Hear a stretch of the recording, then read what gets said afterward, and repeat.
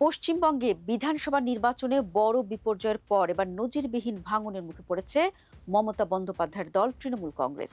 দলের ৮০ জন নির্বাচিত বিধায়কের মধ্যে ৫৮ জনই এবার প্রকাশ্যে বিদ্রোহ ঘোষণা করেছেন।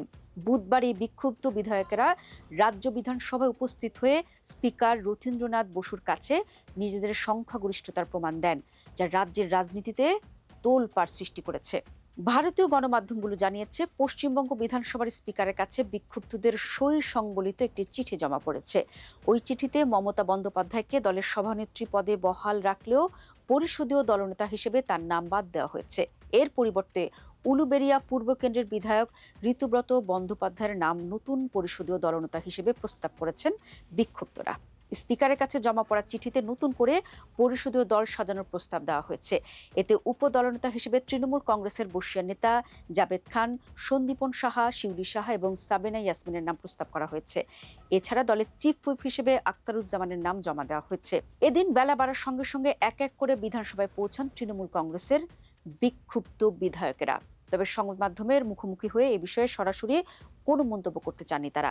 অধিকাংশ বিধায়কের দাবি, তারা ব্যক্তিগত কাজে বিধানসভায় এসেছেন। দলনেতা কে হবেন তা দলই স্পষ্ট করবে। তবে দলের বহিষ্কৃত বিধায়ক সন্দীপন সাহা বিধানসভায় ঢোকার মুখে স্পষ্ট করে জানান, আমাদের সঙ্গে তৃণমূল কংগ্রেসের নির্বাচিত বিধায়কদের 2/3 বেশি সদস্যদের সমর্থন রয়েছে। এদিকে এই যখন অবস্থা, দলের নজিরবিহীন বিদ্রোহ দমনে পাল্টা তৎপরতা দেখিয়েছে মমতার অনুগত শিবির। বুধবারই বিধানসভার স্পিকার রথীন্দ্রনাথ বসুর ঘরে হাজির হন তৃণমূল কংগ্রেস বিধায়ক কুণাল ঘোষ। তিনি সর্বভারতীয় তৃণমূল কংগ্রেসের সাধারণ সম্পাদক অর্থাৎ মমতার ভাতিজা অভিষেক বন্দ্যোপাধ্যায়ের পক্ষ থেকে একটি চিঠি নিয়ে যান। সেই চিঠিতে দাবি করা হয়, মূল দলের সংখ্যাগরিষ্ঠতা এখনও তাদের কাছে রয়েছে। তবে বিধানসভার স্পিকার রথীন্দ্রনাথ বসু কুণাল ঘোষের আনা সেই চিঠিটি সরাসরি গ্রহণ করেননি বলেই শেষ মুহূর্তে জানা গেছে। পরে কুণাল ঘোষ চিঠিটি স্পিকারের সেক্রেটারির টেবিলে রেখে বিধানসভা ভবন ছেড়ে যান। দর্শক, এ কথা অস্বীকার করার উপায় নেই, পশ্চিমবঙ্গের রাজনীতিতে দীর্ঘদিন ধরে একক আধিপত্য বজায় রেখেছেন মমতা বন্দ্যোপাধ্যায়। তার নেতৃত্বে তৃণমূল কংগ্রেস শুধু রাজ্যের ক্ষমতায় ধরে রাখেনি, বরং জাতীয় রাজনীতিতেও গুরুত্বপূর্ণ শক্তি হিসেবে উঠে এসেছে। কিন্তু সাম্প্রতিক বিধানসভা নির্বাচনের ধাক্কার পর দলটির ভেতরে নতুন করে অস্থিরতা, গোষ্ঠীদ্বন্দ্ব এবং নেতৃত্ব সংকটের আলোচনা জোরালো হয়েছে। রাজনৈতিক মহলের একাংশের মতে তৃণমূল এখন এমন এক সন্ধিক্ষণে দাঁড়িয়ে, যেখানে দলকে নতুনভাবে পুনর্গঠন না করতে পারলে ভবিষ্যতে বড় সংকটে পড়তে হতে পারে। মূলত বিধানসভা নির্বাচনে প্রত্যাশার তুলনায় খারাপ ফল হওয়ার পর থেকেই তৃণমূলের সাংগঠনিক দুর্বলতা সামনে আসতে শুরু করেছে। বহু জায়গায় দলের ভোট ব্যাংকে ভাঙন দেখা গেছে। বিশেষ করে গ্রামীণ এলাকাগুলোতে বিরোধীদের উত্থান এবং সংখ্যালঘু নিম্নবিত্ত ভোটের একটি অংশের সরে যাওয়া তৃণমূলের জন্য বড় সতর্কবার্তা হয়ে উঠেছে।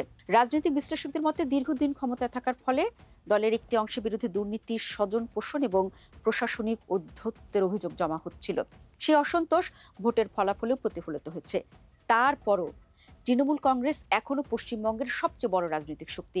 তবে সাম্প্রতিক ঘটনাগুলো দেখাচ্ছে দলটি এখন আগের মতো অজেয় অবস্থানে নেই। সাংগঠনিক দুর্বলতা, দুর্নীতির অভিযোগ এবং নেতৃত্বের দ্বন্দ্ব যদি বাড়তে থাকে, তাহলে ভবিষ্যতে দল আরও বড় সংকটে পড়তে পারে। অন্যদিকে যদি দল দ্রুত আত্মসমালোচনা করে সংগঠন পুনর্গঠন করতে পারে এবং জনসংযোগ বাড়ায়, তাহলে ঘুরে দাঁড়ানোর সুযোগ রয়েছে। কারণ পশ্চিমবঙ্গের রাজনীতিতে মমতা এখনো অত্যন্ত প্রভাবশালী মুখ এবং তার রাজনৈতিক লড়াইয়ের ইতিহাস বারবার দেখিয়েছে, চাপের মুখেও তিনি সহজে হার মানেন না। সব মিলিয়ে বিধানসভা নির্বাচনে বিজেপির কাছে ক্ষমতা হারানোর পর তৃণমূল কংগ্রেসের ভেতরে এমন অভ্যন্তরীণ কোন্দল ও ভাঙন দলের অস্তিত্বকে বড় সংকটের মুখে দাঁড় করিয়েছে। ৫৮ জন বিধায়ক একাট্টা হওয়ায় দলটির হাত থেকে পরিষদীয় নিয়ন্ত্রণ চলে যাওয়ার উপক্রম হয়েছে।